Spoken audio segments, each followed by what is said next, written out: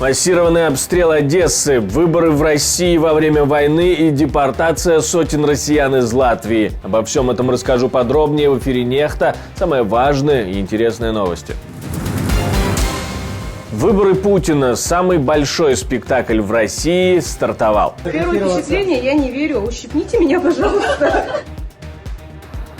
Рейды российских добровольцев стимулируют ли русский патриотизм? У россиян просто нет желания идти на какие-то выборы, потому что они не уверены, что там все будет нормально с безопасностью. Что на самом деле сказал Макрон и как к этому относиться? Мы не должны позволить России победить. Мы сделаем все необходимое для достижения нашей цели.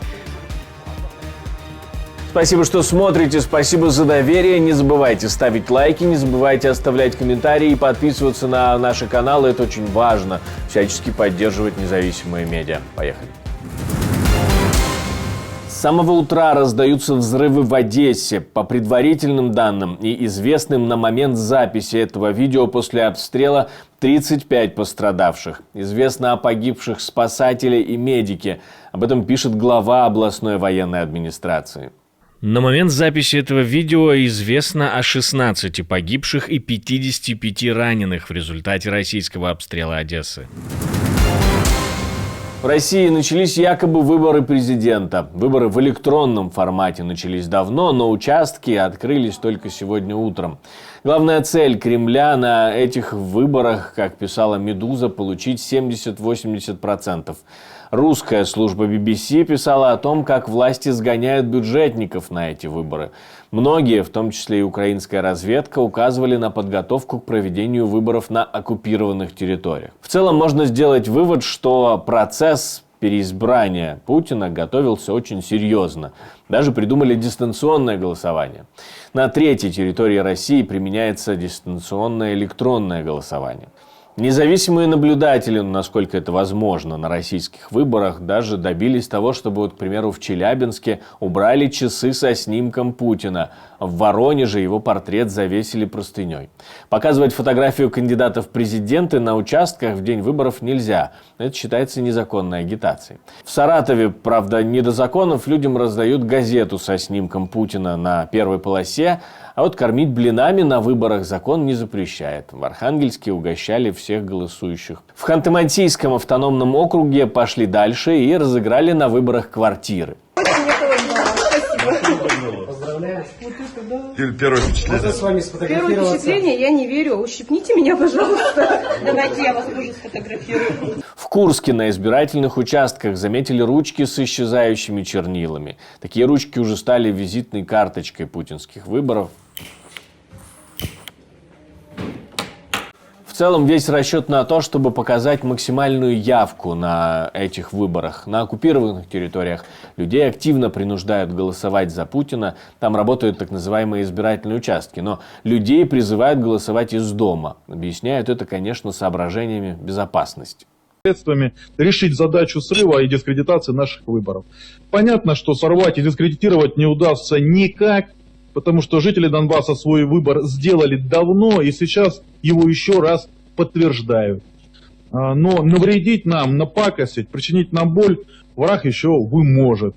Для того, чтобы не допустить подобного, избирательная комиссия ДНР совместно со всеми силовыми структурами должна максимально усилить меры безопасности на участках и на прилегающих к ним территориях. Глава Евросовета Шарль Мишель в своем твиттер заранее поздравил Путина с победой. В Белгородской и Курской областях, где 4 дня уже продолжается рейд российских добровольческих батальонов, выборы тоже проходят, но параллельно с тем идут и боевые действия. Губернатор Белгородской области говорит, что был на границе и там все в порядке и спокойно, хоть и признает, что село Козинка на границе очень повреждено, как он говорит. Но даже российские паблики писали, что там идет бой. Писали еще и о стрелковом бою в Грайвороне. В целом ничего не поменялось за 4 дня. Добрый вечер, дорогие друзья. Много сейчас различной информации на российских, на украинских пабликах поступает в отношении той ситуации, которая происходит в Грайворонском округе и конкретно в Козинке. Еду сейчас туда. Уже мои замы, мои помощники находятся вместе с Геннадием Ивановичем Болдыревым. Поэтому постараюсь увидеть все своими глазами. И потом, конечно, расскажу вам. Всем добрый вечер. Будут ли какие-то ответные действия со стороны Кремля на такие вот вылазки или наоборот, такие атаки стимулируют и мотивируют избирателей? Мы поговорили об этом с политтехнологом. Это не мобилизирует электорат ни в коей мере. Мы это видели даже на примере сегодняшних видео, где пустые там эти избирательные участки. У россиян просто нет желания идти на какие-то выборы, потому что они не уверены, что там все будет нормально с безопасностью. Это очень важный момент, это надо учитывать. Поэтому Кремлю, конечно, надо как-то на это реагировать, но они не в состоянии сейчас это сделать. У них реально не хватает на это ресурсов. И поэтому они там придумывают какую-то дурню, по-другому не скажешь, про то, что они там уничтожили 150 человек, там кучу бронеавтомобилей, там 6 танков и так далее. Вообще подтверждений нету, как бы, кроме там пару видео очень такого качества, где явно не такое количество всего происходящего, про что они говорят. Поэтому они как бы вот эту историю стараются перевести в такую плоскость, что ситуация под контролем и это больше какая-то информационная спецоперация. Обратите внимание, что даже Путин отдельно про это сказал, что само по себе показательно. То есть ему каким-то образом надо было успокоить, наверное, россиян, но это не сильно получилось. Почему? Потому что есть же паблики, в пабликах там мрак. И многие там россияне показывают, что как они уезжают, там типа эвакуируются, никакой помощи от власти не получают и так далее. Поэтому в этом контексте эта история, она сейчас играет абсолютно против России. Это очень правильная информационная история. Но будем надеяться, что там будет не только информационный компонент, но и чисто военно такой технический. И это действительно заставит россиян больше ресурсов каких-то бросать там на охрану своей границы для того, чтобы остановить ту гражданскую войну, которая там началась. Потому что я еще раз напомню, там нет никаких боевых действий, которые ведут вооруженные силы Украины против вооруженных сил Российской Федерации.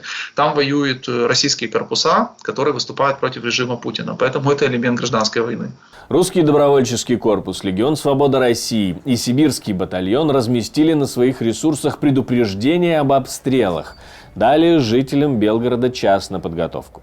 В течение ближайшего часа будет произведен массированный удар по военным объектам в городе Белгород. Призываем местных жителей немедленно пройти в надежные укрытия и не выходить на улицу до окончания атаки. Распространите это сообщение среди белгородцев. Помогите спасти жизни землякам. Обстрел действительно начался, перед этим прогремел взрыв на избирательном участке. Мы не можем показывать тут видео с места событий, все можно найти в нашем телеграм-канале, не забудьте на него подписаться. Франция не собирается пока отправлять войска в Украину, но Путину нельзя дать возможность победить. Все это из интервью Эммануэля Макрона, президента Франции, который считает Россию не врагом, но противником. Il y a 2 ans, nous disions jamais on n'enverra de chars. 2 года назад мы сказали, что никогда не отправим танки. Мы сделали это. 2 года назад мы сказали, что никогда не будем отправлять ракеты средней дальности. Мы сделали это. Мы сказали, что никогда не будем отправлять самолеты. Некоторые уже делают это. Итак, мы ввели слишком много ограничений, если можно так выразиться, в свой словарный запас. У нас нет эскалации, мы не воюем с Россией. Просто мы должны четко заявить, мы не должны позволить России победить. Мы сделаем все необходимое для достижения нашей цели. Поэтому что если бы Россия победила, жизнь французов изменилась бы. У нас больше не будет безопасности в Европе. Кто может подумать хотя бы на секунду, что президент Путин, который не уважал ни одну из своих границ и ни одно из своих обязательств, не остановится на достигнутом. И если Россия выиграет эту войну, доверие к Европе будет сведено к нулю. Каков был бы авторитет на нашей земле державы Европейского Союза, его членов, которые бы позволили этому случиться? Макрон говорит, что для Европы самое главное не проводить красные линии, которые будут сигнализировать о слабости Кремля и которые побудят его продолжить вторжение в Украину. Он отказался подробно рассказывать о том, как может выглядеть развертывание войск, французских войск в Украине. Российская власть и пропагандисты, они с 2022 года вбивали в головы россиян, что они воюют с НАТО. Поэтому как бы россияне, наверное, где-то в это сами уже поверили. И поэтому какие-то там заявления, что мы куда-то кого-то там отправим, они, со стороны там того же Макрона и так далее, они будут противоречить просто той пропаганде, которую вложили в головы россиян, что мы же уже воюем. Что типа типа ничего тогда экстраординарно не поменяется. Здесь вот российская власть сделала, наверное, ошибку, к счастью, да, в каком плане? Они настолько отравили вот этой пропагандой свое же население, что когда какие-то вещи действительно произойдут, они не смогут это использовать как какой-то ресурс для дополнительной мотивации и мобилизации. И это не получится так, как они бы этого хотели. Макрон сказал, что Франция никогда не начнет наступление на Россию и что Париж не находится в состоянии войны с Москвой, несмотря на то, что Россия предприняла агрессивное нападение на французские интересы во Франции и за ее пределами. Наверное, имеется в виду Африку. Сотни россиян могут быть депортированы из Латвии. Власти страны могут выгнать около 800 человек, которые попросту не имеют права там находиться. Россияне, которые не сумели сдать экзамен по латышскому языку, были допущены к подаче заявления на временный вид на жительство сроком на 2 года. Впоследствии их уровень владения латышским языком вновь будут проверять, но теперь уже с угрозой депортации. На данный момент 800 человек не получили права на пребывание в Латвии. Они не подали заявление ни на постоянное, ни на временное проживание. Мы передали информацию об этих лицах Государственной пограничной службе для дальнейшей проверки. В ближайшие недели будет понятно, находятся ли эти люди еще в Латвии. Если они есть, то будут выданы приказы о выезде на 30 дней. Напомню, Конституционный суд Латвии признал законным требование сдачи экзамена по латышскому. Вместе с тем, МВД страны говорит, что массовой депортации не будет, но выборочная точно. Спасибо, что смотрите, спасибо за доверие. Жду ваших комментариев, лайков, репостов. Любая ваша реакция важна для нас и для Ютуба, который тогда показывает это видео большему количеству людей. У меня на этом все. До встречи и хороших вам новостей.